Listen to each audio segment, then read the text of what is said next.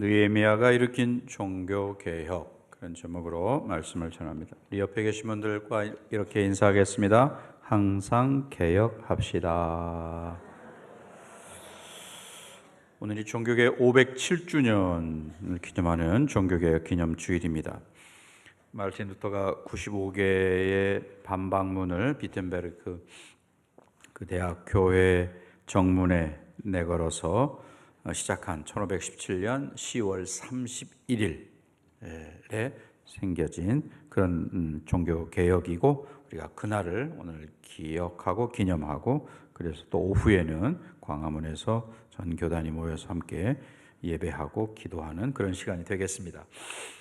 종교 개혁 그러면 이제 크게 두 가지 명제가 있죠. 하나는 성경으로 돌아가자라고 하는 거고, 또 하나는 교회는 항상 개혁되어야 한다라고 하는 그런 명제입니다. 교회와 신앙 혹은 신앙생활의 유일한 근거는 이성이나 또는 우리의 상식이나 또는 경험 이런 게 아니고 성경이어야 한다라고 하는 것입니다.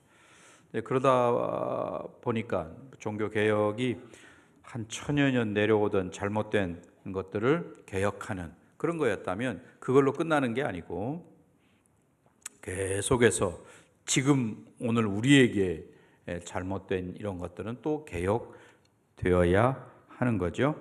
교회 안에 세속화의 물결이 점점 이렇게 들어오게 되었고, 또 그러다 보니까 교회 안에 교회는 나오지만 하나님을 믿지 않는 소위 교회 안에 불신자도 있는 거죠. 또 생명이 생명을 낳는 역사, 이건 자연스러운 일인데 그게 안 되고 있는 우리 젊은이들도 그렇지만 실제로 영적으로 생명이 생명을 낳는 이런 일이 적어지고 있다라고 하는 것이죠. 그런 점에서 오늘 우리는 이 종교개혁 기념주의를 당해서 종교개혁의 정신을 다시 한번 살피고, 또 이미 그 전에 성경의 시대에 느헤미야가 일으켰던 종교개혁에 대해서 살펴보면서 오늘 우리의 종교개혁, 나의 종교개혁은 뭐가 되어야 할까를 생각하는 시간이 되었으면 좋겠습니다. 그 종교개혁의 중심 사상 또는 종교개혁의 5대 강령이라고 말하는 5가지 솔라가 있습니다. 첫 번째가 솔라 스크립투라, 오직 성경으로. 오직 성경.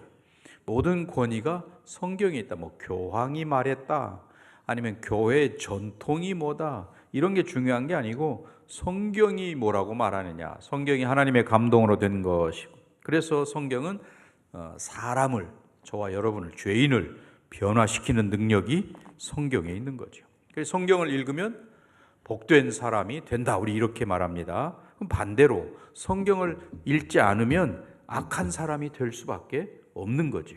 솔라 스크립투라. 두 번째가 솔라 그라치아, 오직 은혜로 말미암아. 믿음은 내가 선택하고 또는 인간의 자유의지가 아니라 오직 하나님의 은혜로 되어지는 거다. 하나님의 무조건적인 선택에 의해서, 또 성자 예수 그리스도가 십자가의 죽으심으로 말미암아 성령 하나님께서 우리 각 사람의 마음을 감동시켜 가지고 복음을 받아들이게 만든 그런 은혜. 세 번째가 솔라 피데, 오직 믿음으로 죄사함과 구원이 인간의 어떤 행위, 무슨 선행을 한다든지, 또는 성지 순례를 한다든지, 또는 저 로마에 있는 무슨 라테란 성당의 그 28개 계단을 무릎으로 기어 오르면 된다든지, 또 성인들의 유물, 유품 이런 걸 가지고 된다든지, 이런 게 아니라는 거예요. 믿음으로, 오직 믿음으로 우리의 죄사함과 구원이 믿음으로 온다라고 하는 것이죠. 네 번째가 솔루스 크리스투스, 오직 그리스도, 오직 그리스도. 구원은 예수에게서 온다. 예수의 이름으로 우리가 구원을 받는 거고, 그래서 예수의 이름으로 기도도 하는 거고, 솔루스 크리스투스, 오직 예수, 교황이 아니고, 또는 어떤 교회 전통이 아니고 예수로 말미암아 구원을 얻는다. 마지막으로 다섯 번째가 솔리 데오 글로리아, 오직 하나님께 영광이라는 것이죠. 하나님께만 영광을 돌립니다. 1번부터 3번까지가 원래 마르틴 루터가 주장했던 겁니다. 솔라 스크립투라, 솔라 그라치아, 솔라 피데, 이 세 가지는 이제 마르틴 루터가 이야기했는데, 그 뒤에 칼빈이 그거 가지고는 부족하다. 네 번째 솔루스 크리스투스, 또 솔리데오 글로리아 두 개를 붙여가지고 이제 5대 강령이 된 것이죠. 자, 그런 점에서 개혁이 비본질적인 것을 버리고 본질로 돌아간다. 신앙이 그렇게 되어야 한다라고 하는 것이죠. 오늘 느헤미야 말씀이 바로 그런 말씀입니다. 느헤미야서의 말씀을 우리 함께 볼 때에 느헤미야 13장 1절 말씀 한번 보면 13장 1절 같이 읽어볼까요? 그날 모세의 책을 낭독하여 백성에게 들렸는데 그 책에 기록하기를 암몬 사람과 모압 사람은 영원히 하나님의 총회에 들어오지 못하리니. 자, 느헤미야가 종교 개혁을 하는 그런 내용이 지금 13장 전체가 1절부터 31절까지가 다 그런 내용인데, 오늘 시간 관계상 저희가 15절부터 22절까지만 읽었어요. 여기 1절부터 3절까지는 뭐냐면, 모세의 율법에 보니까 암몬 사람과 모압 사람이 이스라엘에 섞여 살면 안 된다라고 하는 그런 이야기입니다. 이것은 이미 민수기 22장부터 24장, 신명기 23장 내용에 잘 나와 있는 이제 그런 내용인데, 출애굽한 이스라엘 백성들이 가나안으로 가려고 할 때 우리 땅은 못 지나간다, 이렇게 길목을 가로막고 방해했던 그런 사람들, 모압, 암몬 이런 사람들이거든요. 그때 그 조상들의 그러한 잘못된 행동이 지금 여기 느헤미야 시대까지 영향을 미치고 있다는 거죠. 우리가 조금 전에 사도신경 외울 때에 본디오 빌라도에게 고난을 받으사, 빌라도는 나는 책임 없어, 니네들이 알아서 해, 유대인에게 다 떠넘기고 자기는 손 씻고 나는 잘못 없다 이래, 그렇게 말했지만 지금도 우리는 빌라도를 이야기하고 있고, 예수님 오실 때까지 빌라도의 잘못은 계속 예수 믿는 사람들은 다 이야기할 겁니다. 그런 점에서 오늘 우리가 내가 하는 행동이 후대에도 영향을 미치는구나, 내가 한 말이 이렇게 영향을 미치고, 특별히 우리가 죄를 범하면 그것들이 후대에게까지 영향을 미칠 수 있구나 라고 하는 것을 이 본문을 통해서 보게 됩니다. 그래서 느헤미야는 이 사람들을 이제 몰아내는 거죠. 이스라엘 가운데에서 쫓아내라. 3절에 보면 백성이 이 율법을 듣고 곧 섞인 무리를 이스라엘 가운데서 모두 뭐 했어요? 분리 다 나가도록 했다라고 이렇게 이야기합니다. 그리고 이제 4절부터 9절까지는 성전을 개혁하는 그런 내용이에요. 소위 그 느헤미야 때의 대제사장은 엘리야십이라는 사람이었습니다. 그런데 그 엘리야십이 어떻게 했느냐? 여기 4절에 보면, 4절에 이전에 우리 하나님의 전의 방을 맡은 제사장 엘리야십이 누구와 연락했어요? 도비야와 연락이 있었다라고 말합니다. 그 도비야는 암몬 사람이에요. 그러면 아까 앞에 1절부터 3절까지 암몬 사람은 다 쫓아내라고 이렇게 돼 있는데, 그 암몬 사람과 아니 대제사장이 가까이 지내고 있다라고 하는 거죠. 또 이 도비아에 관한 이야기는 저 앞에 느헤미야 6장에도 나옵니다. 6장에 보면 그 귀족들이 도비아하고 계속 연락을 주고받고, 또 특별히 느헤미야가 예루살렘 성벽을 건축하려고 할 때에 방해했던 그 사람이 바로 도비아, 암몬 족속 이런 사람들이거든요. 계속 놀리고 막. 그런데 그 귀족들 가운데 도비아하고 계속 편지 주고받고, 요즘으로 말하면 뭐 카톡 이렇게 주고받는 것처럼 그렇게 서로 지금 성벽이 이렇게 재건되고 있어 뭐 이런 이야기를 주고받는 그런 거죠. 그러면서 심지어는 그 도비아를 칭찬하는 데까지 6장 19절에 보면 칭찬하는 이야기도 나옵니다. 문제는 지금 이 도비아, 엘리야십이 도비아와 연락하면 글쎄 그것도 안 되는 거지만은 뭐 그럴 수 있겠지 했는데, 문제는 5절입니다. 5절 같이 읽습니다.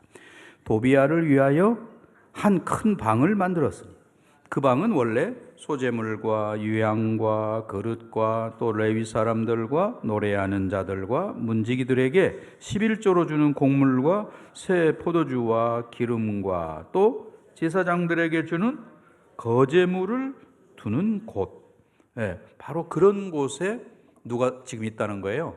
도비아가 차지하고 있다. 성전 안에.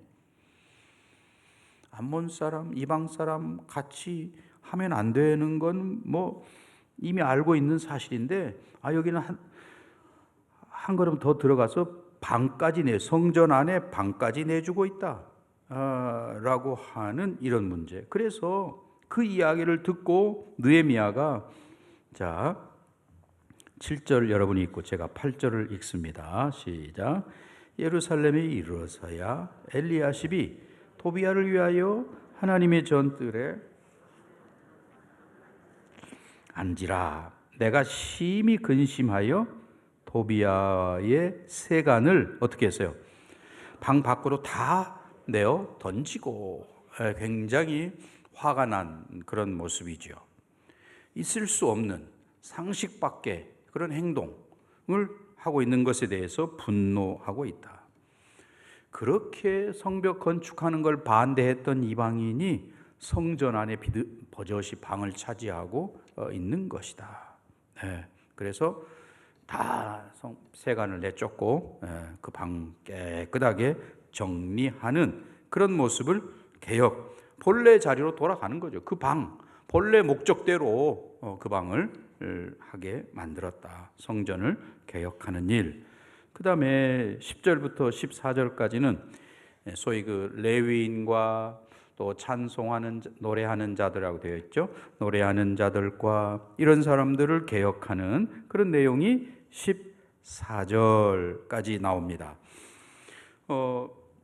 지금 이 성전에서 일해야 할 레위인들 또는 노래하는 자들, 이런 사람들이 어떻게 됐냐? 10절 보면, 자, 내가 또 알아본즉 레위 사람들이 받을 몫을 주지 아니하였으므로 그 직무를 행하는 레위 사람들과 노래하는 자들이 각각 어디로 갔어요? 자기 밭으로 도망하였다. 즉 생계를 위해서 직을 버리고 각자 제 길로 가서 먹고 살기 위해서 가족을 책임지고 뭐 그런 사람들이니까 그렇게 가버렸다라고 하는 것입니다. 그래서 느헤미야가 11절에 보면 내가 모든 민장들을 꾸짖어 이르기를 하나님의 전이 어찌하여 버림바 되었느냐 하고 곧 레위 사람들을 불러 모아 그 다음에 다시 제자리에 세웠다. 이 개혁이 그거죠. 본래의 자리로, 본래 목적으로, 본래대로 돌아오게 하는 것, 이게 개혁인 거죠. 레위인들이 있어야 할 자리로 돌아오도록 했다. 노래하는 자들이 있어야 할 자리에 있도록 했다. 본래 자리, 성도가 있어야 할 자리, 교회가 해야 할 일, 당연히 해야 할 그런 일들을 하도록 했다. 그런 이야기예요. 그렇게 레위인들이 돌아와서 제자리를 지키도록 하니까 그 다음에 12절, 이에 온 유다가 곡식과 새 포도주와 기름의 11조를 가져다가 곡간에 드림으로 성도들이 헌금을 하고 이렇게 했다는 거예요. 그래서 그 헌물이 꾸준히 들어오니까 이제 차고 넘치니까 그걸 관리할 사람이 필요하지요. 그래서 느헤미야는 그 백성들 중에 좀 정직한 사람, 착한 사람, 그래서 그 사람들을 책임자로 세워서 창고를 관리하게 하고 또 그들을 돕도록 마따냐의 손자 하난으로 하여금 그 창고 관리하는 사람들 밑에서 좀 잘 도와라 이렇게 했다는 거죠. 그래서 본래 성전 안에서 일해야 할 레위인들과 노래하는 자들이 제자리에 서도록 만들고, 우리가 각자 맡은 교회 안에 직분이 있다면 그 직분의 자리에 맞게 있어 돌아와서 각자 일을 하는 것, 이게 개혁이라는 거죠. 또 오늘 본문에서는, 본문을 여러분 15절부터 22절까지는 뭐냐? 안식일을 개혁하는 내용이 오늘 읽은 본문의 말씀입니다. 자, 15절에 보시면 15절 함께 읽습니다. 그때에 내가 본즉, 느헤미야가 본즉 유다에서 어떤 사람이 안식일에 술투를 밟고 곡식단을 나귀시로 운반하며 포도주와 포도와 무화과와 여러 가지 짐을 지고 안식일에 예루살렘에 들어와서 음식물을 팔기로 그날에 내가 경계하였고, 느헤미야가 바로 그런 안식일을 범하는 사람들을 경계했다. 아니, 어떤 사람은 안식일에 술투를 밟기도 하고 또 나귀를 부려서 곡식과 과일을 이동시키고 또 갖가지 짐을 지고 예루살렘에 안식일에 들어오고 이런 일들이 있었다는 거예요. 이건 성경이 금하고 있는 안식일을 범하는 그런 일들이지요. 그래서 처음에는 이제 경계했다, 경고했다 이렇게 말합니다. 그런데 문제가 금방 해결되지 않는 거죠.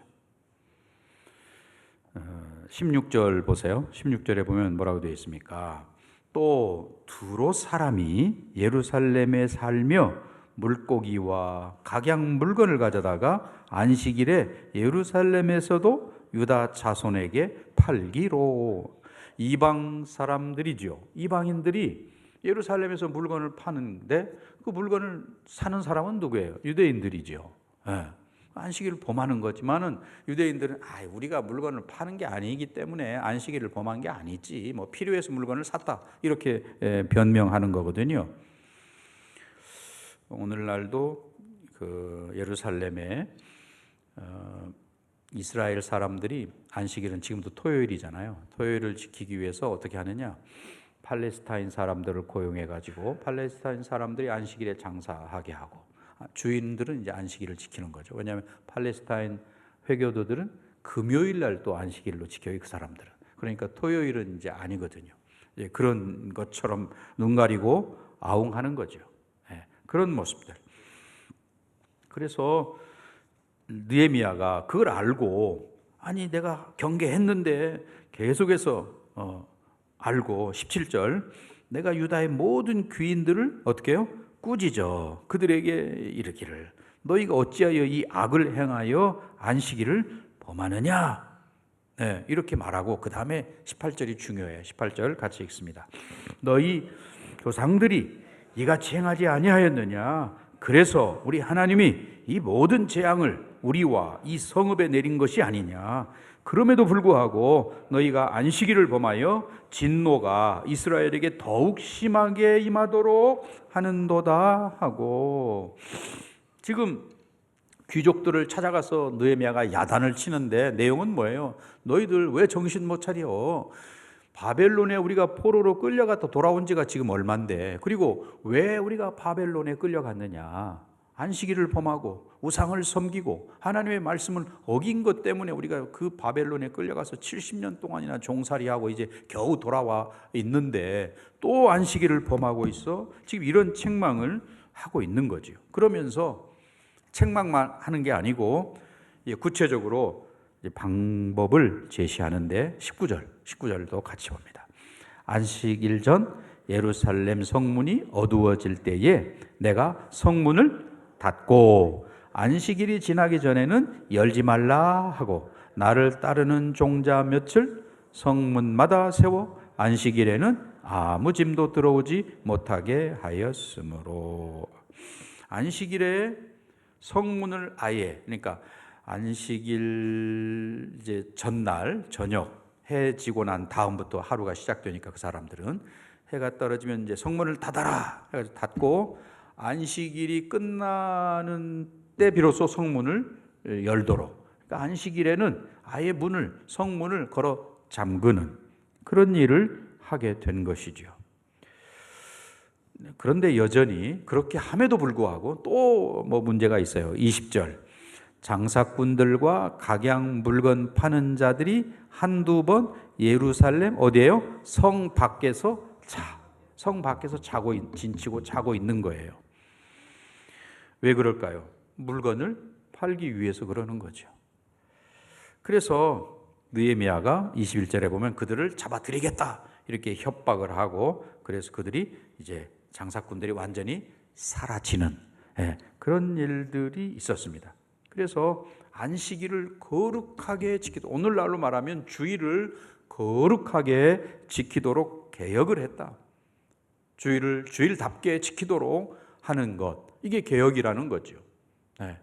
뭐 간단하게 예배드리고 마는 그런 정도가 아니고, 주일에는 주님과 교제하고 예배하고 또 성도들끼리 이렇게 교제하는 일, 또는 뭐 병자를 신방하는 일, 또는 뭐 어려운 사람을 가서 돕는 일, 뭐 이런 것들을 하는 것이죠.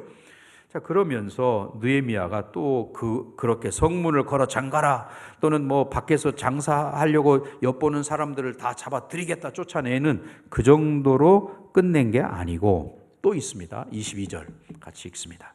내가 또 레위 사람들에게 몸을 정결하게 하고 와서 성문을 지켜서 안식일을 거룩하게 하라 하셨니라. 내 하나님이여, 나를 위하여 이 일도 기억하시옵고 주의 크신 은혜대로 나를 아끼시옵소서. 이렇게 했어요. 그러니까 레위 사람들에게 명령을 하는 거예요. 몸을 깨끗하게 하고 옷을 잘 입고 성문마다 지켜서 서 있어라, 그렇게 이야기하는 거죠. 경건한 그런 몸가짐, 또 깨끗한 옷차림, 그런 레위인들이 딱 성문 앞에 이렇게 서 있으면 그것 자체가 안식일이구나 상징이 되는 거고, 또 안식일을 범하려고 마음먹었던 사람들도 그걸 보면서, 그 레위인들이 서 있는 모습을 보면서 아이고, 안식일 범하면 안 되지 라고 하는 그런 효과가 있다는 것이죠. 또 종교 지도자들이 모두가 다 안식일에 관한 한 똑같은 생각을 가져야 한다는 그런 의미도 있는 것이죠. 모두가 다 똑같이 안식일을 거룩하게 지켜야 한다. 누구는 지키고 누구는 안 지키고가 아니고 모두가 다 거룩하게 안식일을 지켜야 하는구나 라고 하는 생각을 갖게 했다는 거죠. 이제 23절부터 마지막 31절까지는 이스라엘 공동체 전체를 개혁하는 그런 내용인데, 여기 보면 이 시절에 뭐가 문제가 있었냐면 23절 보세요. 23절에 그때에 내가 또 본즉, 느헤미야가 보니까 유다 사람이 아스돗과 암몬과 모압 여인을 맞아 아내로 삼았는데, 즉 이방 여인들과 결혼을 했다는 거죠. 하지 말아야 되는데 그렇게 했다. 그래서 백성들 중에 대표들 뽑아가지고 3개월 동안 조사를 한 거죠. 이방인 아내들, 또 자식들 있는 사람들 다 조사해가지고 내보내라. 그런데 그렇게 했음에도 불구하고 또 계속 이런 일들이 있게 된 것이죠. 자, 문제는 뭐가 문제냐? 24절에 그들의 자녀가 아스돗 방언을 절반쯤은 하여도 유다 방언은 못하니 그 하는 말이 각 족속의 방언이므로. 뭔 말이에요? 어머니 나라 말은 할 줄 아는데 아버지 나라 말, 유다 말은 못하더라 라는 거죠. 예, 이게 문제가 된 거죠. 우리나라에 와 있는 외국인 노동자들의 문제도 아마 이런 거 비슷할 거예요. 그래서 지금 느헤미야가 25절에 보면 내가 그들을 책망하고 저주하며 그들 중 몇 사람을 어떻게 해요? 때리고 그들의 머리털을 뽑고 이르되 너희는 너희 딸들을 그들의 아들들에게 주지 말고 너희 아들들이나 너희를 위하여 그들의 딸을 데려오지 아니하겠다고 하나님을 가리켜 맹세하라. 이렇게 이야기를 좀 우리가 볼 때는 너무 좀 과격한 거 아니야? 막 때리고 머리털 뽑고 뭐 이랬으니까. 그런데 그만큼 하나님께서는 거룩을, 이스라엘 백성들의 거룩을 중요하게 여기시는 거죠. 오늘 이 시대도 마찬가지입니다. 우리 성도들의 거룩, 세상 안에서 살지만, 세상 가운데 살지만 세상 속에서 거룩함을 유지하기를 하나님은 원하고 계시는 거죠. 우리가 그냥 세상 사람과 똑같이 살아서는 안 된다는 것입니다. 느헤미야가 그걸 계속해서 이야기하고, 이방 사람들과 결혼하지 마라. 왜? 섞이면 이방을 따라가게 돼. 우상을 숭배하고 하나님의 법에서 멀어지고. 오늘날 저와 여러분도 마찬가지죠. 오늘 이제 결론의 말씀을 맺고자 합니다. 우리가 변화되지 않으면, 또 우리가 새로워지지 않으면 우리는 망하게 되어 있습니다. 점점 세속화되어 가는 것이죠. 또 레위 사람들은 변화를 거부하고 자기 혼자 살겠다고 그냥 다 도망갔어요. 그러니 어떻게 됩니까? 성전이 허물어지게 되는 거죠. 폐허가 되는 것이죠. 하나님께서 안식일을 거룩하게 지켜라 명령하시는 이 명령, 오늘은 이제 주일로, 신약 시대에 와서는 주일로 바뀌었습니다만은 그 명령은 지금도 저와 여러분에게도 여전히 유효하다. 공동체, 교회 공동체가 하나님의 말씀으로 거룩해져야 한다라고 하는 것은 지금도 여전히 유효하다라고 하는 것입니다. 내 안에 있는 도비야, 나도 모르게 내 안에 자리하고 있는 그런 세상적인 도비야 쫓아내야 되는 것이고, 말씀과 기도로 거룩한 예배자가 되어야 하는 것이죠. 교회의 주인도 내가 되는 게 아니고 그리스도가 교회의 주인 되게 하고 그리스도가 머리 되도록 하는 거, 이것도 우리가 개혁해야 할 그런 일들인 것이죠. 날마다 개혁되는 저와 여러분 되시기를 바랍니다.